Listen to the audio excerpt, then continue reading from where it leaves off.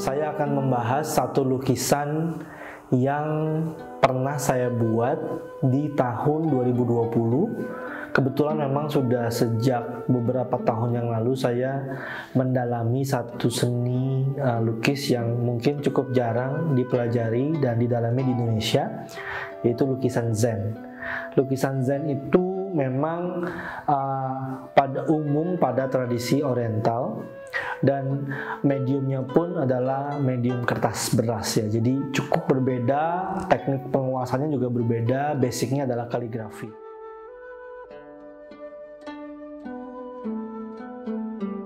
Caranya berbeda dengan melukis watercolor atau melukis dengan pastel atau oil gitu ya di kanvas. Nah, kebetulan saya mempelajari lukisan itu sejak beberapa tahun yang lalu, dan guru saya kebetulan beliau profesor Zen painting di Korea Selatan, dan pada tahun 2020 mengajak saya untuk pertama kalinya memamerkan Zen painting di exhibition Zen painting di Korea Selatan. Waktu itu di dua kota, yaitu di Seoul dan Busan. Karena masa COVID, pandemi yang waktu itu masih tidak menentu, saya tidak bisa berangkat ke Korea, tapi lukisannya dipamerkan di dua kota, di Seoul dan Busan. Salah satunya adalah lukisan yang ini, ya. Dan background dari apa yang saya lukis, lukisan ini saya beri judul Mengamati Perubahan.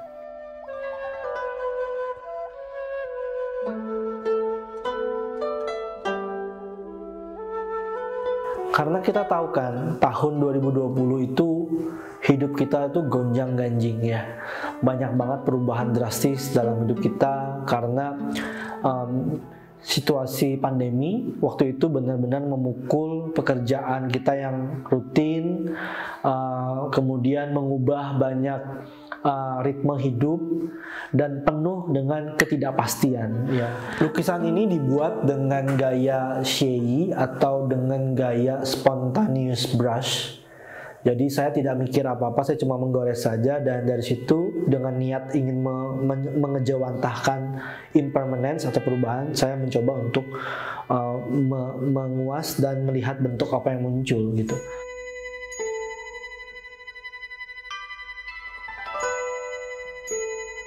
Saya membuat lukisan ini dengan background space yang luas ya.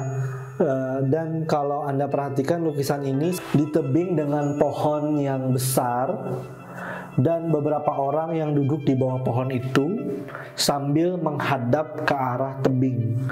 Iya, dan saya membayangkan waktu itu di belakang tebing ini ada angkasa yang begitu lebar, dan ada lautan di bagian bawah ya. Dan saya membayangkan waktu itu angin berhembus kencang sekali, dan suasananya berangin, angkasa yang sangat luas tak terbatas, dan lautan juga yang gak ada ujungnya. Jadi ada rasa gamang, rasa yang tidak ada pijakan, tidak ada tempat untuk berpegang. Jadi ya udah mengapung di angkasa gitu. Di satu sisi itu indah, merdeka, lega, tapi di sisi yang lain itu menakutkan mungkin buat beberapa orang karena ego kita terbiasa untuk mencari pegangan yang aman. Nah, itulah yang terjadi saat kita mengamati perubahan. Perubahan itu kita tidak suka, ego kita tidak suka. Ego kita pengennya segala sesuatu itu tetap sama, ya, tidak berubah. Karena kalau segala sesuatu berubah, maka ego kita merasa tidak aman dan terganggu gitu. Dan saya melukiskan juga kumpulan kawanan burung yang sedang bermigrasi.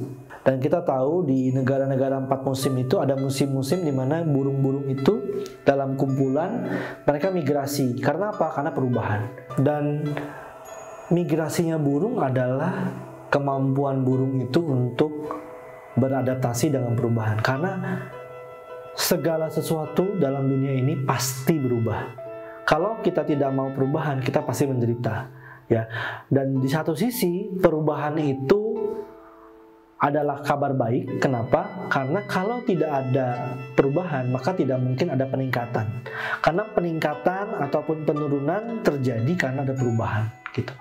Tapi kalau kita bisa look deeply into impermanence, kita bisa melihat banyak peluang-peluang.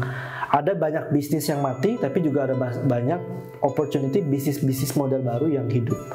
Nah, oke, dan itu adalah makna dari lukisan ini, dan saya tanda tangani dilukis di tahun tikus, yaitu tahun 2020, dan saya kasih judul ini dalam bahasa China disebut sebagai Chan. Chan ini artinya adalah meditasi, artinya bagaimana menghayati atau mengamati perubahan dengan pandangan yang dalam melalui meditasi.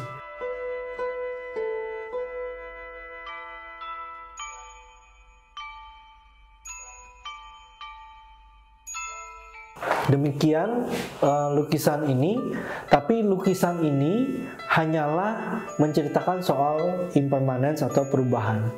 Meskipun kita tahu teorinya impermanence itu sesuatu yang niscaya, sesuatu yang memang tidak mungkin kita hindari, tapi ego kita tetap terbiasa untuk tidak mau dengan perubahan. Ya, awalnya kita menolak perubahan, kita marah kalau ada perubahan. Ya, padahal di satu sisi perubahan adalah kesempatan. Oleh karena itu dalam latihan meditasi kita perlu belajar bagaimana melonggarkan ego kita dan bisa mengamati perubahan dengan lebih mendalam, dengan lebih bijak, dan bisa terbiasa dengan perubahan dan bisa menggunakan perubahan sebagai kesempatan.